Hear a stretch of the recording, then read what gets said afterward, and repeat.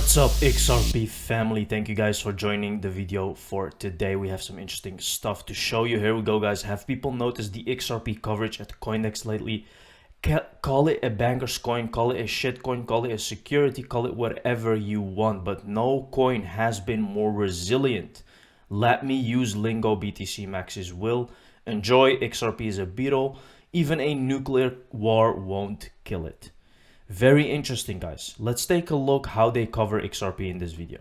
We've been talking a lot about this on the show about this XRP surge that kind of looked like it came out of nowhere. Well, not exactly out of nowhere, because I think some people are looking at what's going to happen with XRP and the SEC and finally having a resolution to this kind of long-time conflict.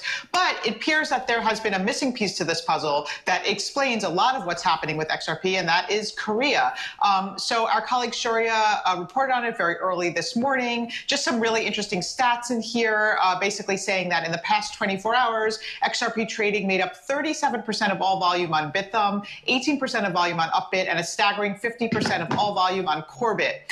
These are big Korean exchanges, but Upbit is by far the biggest. This is data from CoinGecko and CoinMarketCap. So I just think there's a lot of interesting things here. One, it's that, you have to sort of scratch beneath the surface sometimes to look at what's driving these surges, but also it shows, again, how much of the crypto market is outside of the United States and how players like Korea, Japan can really push up the price of an individual token like XRP. Very interesting, right? You can see that in March alone, the token gained 40%. That is a lot. And this could be the start of something much bigger that is about to come, guys. Here we have Christine Lagarde talking about the future of digital payments. Let's just listen carefully, guys, to what she's saying. Certainly see potential for CBDC. Digital currency is what I'm referring to. I tell you what we are seeing, and it changes so fast in a matter of 1 year. The crypto assets at large have lost about 85% of their value in a matter of 1 year.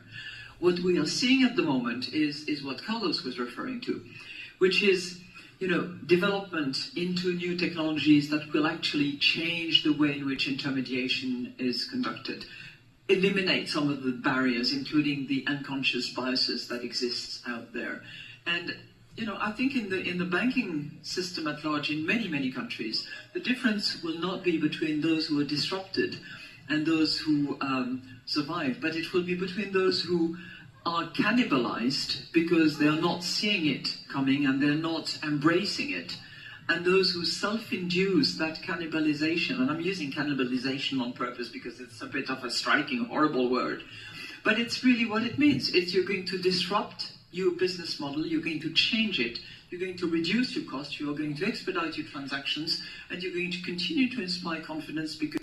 Sounds a lot like we're using XRP for the future, guys. Again, see, there are so many signs that this technology is going to be the future.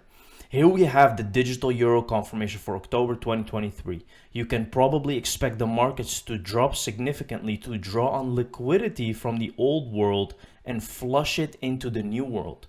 Very interesting, guys. This is the most interesting thing that I have seen today, because this means that maybe a big collapse or crash is coming, right, for the financial markets. There's also a very important role for monetary sovereignty. So could you give us the latest in your thinking on the digital euro? Sure, with pleasure. So what we have been doing is, first of all, exploring for a couple of years, then really investigating and trying to sort of decipher what the options were. And if the Governing Council was to decide so in October, we would move into the beginning of the implementation, which is not a definite green light, but certainly one that would move us closer to operating completely with a digital euro. So, I try to think of three key reasons why we're doing that. And we are moving ahead, and we are trying to be as practical and as granular as we can. I think the first reason we are doing it is for integrity purposes. The second reason we're doing it is for resilience purposes. And the third reason is for integration. So if I start with my integrity point, what we have seen throughout the euro area and in Europe in general is a dwindling use of cash. And this has been certainly accelerated by COVID, It has been tempered a bit during the terrible invasion of Russia against Ukraine, because there was suddenly a little appetite for cash yet again. But the general trend is less use of cash and more use of digital payments. The numbers are very clear. We have seen a decline of 72% to 59% in terms of use of cash, and the digital payment have virtually tripled during that same period of time.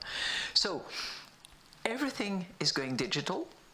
People are clearly expressing a preference for it, and there is no reason why we as central bank should not be exploring also the reason why digital cash can be of good use. And as my colleague and friend Francois calls it, he says it's cash plus, because it is digital. Now, very interesting, right? Now here you can see, guys, they're moving very fast. October 2023, that is this year, that you may see a digital euro. That is absolutely fast, because they were saying that implementation is going to take 5 years.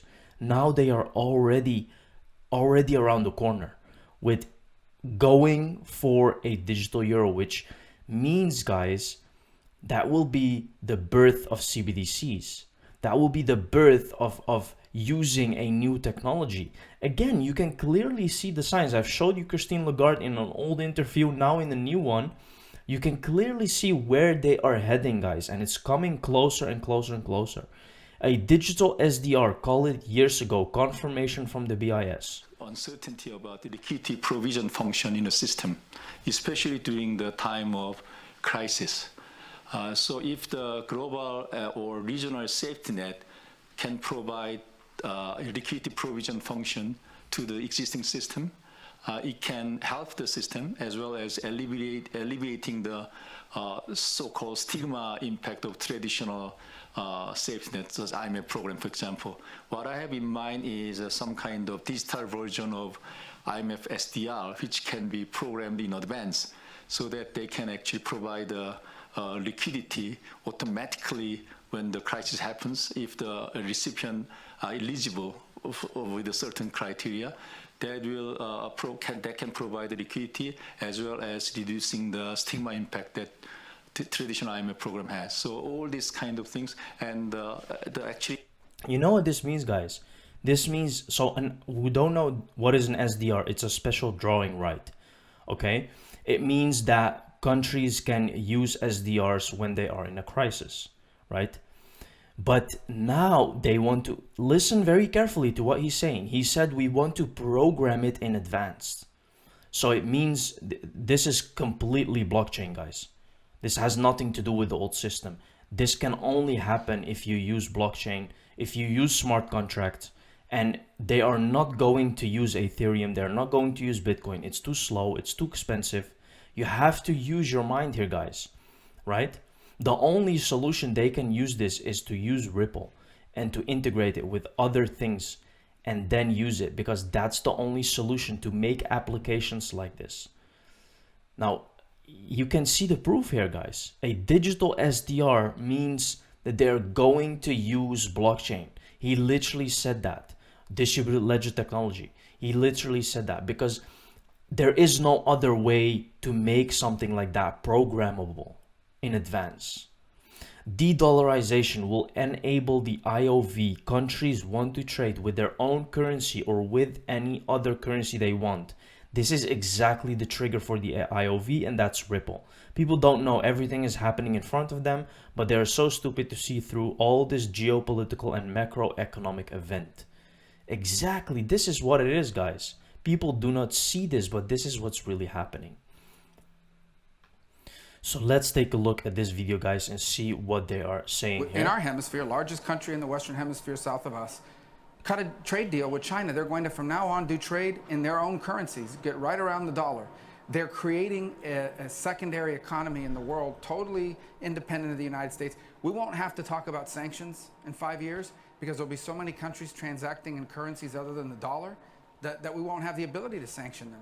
Today, Brazil. Now, guys, I've been saying this for so many times, that they are doing this, and that this is the real reason for all the crisis and everything that's happening. This is a They are creating a whole new financial system. This is the real thing that is going on, but they're not showing you. They're not telling you because they don't want to tell you, right? They want you to just comply and just be distracted because that will be the most beneficial to them. And again, if you do not understand what is happening, guys, you better do some good research because it may save your life. Thank you very much for watching this video, guys. See you in the next one. Cheers.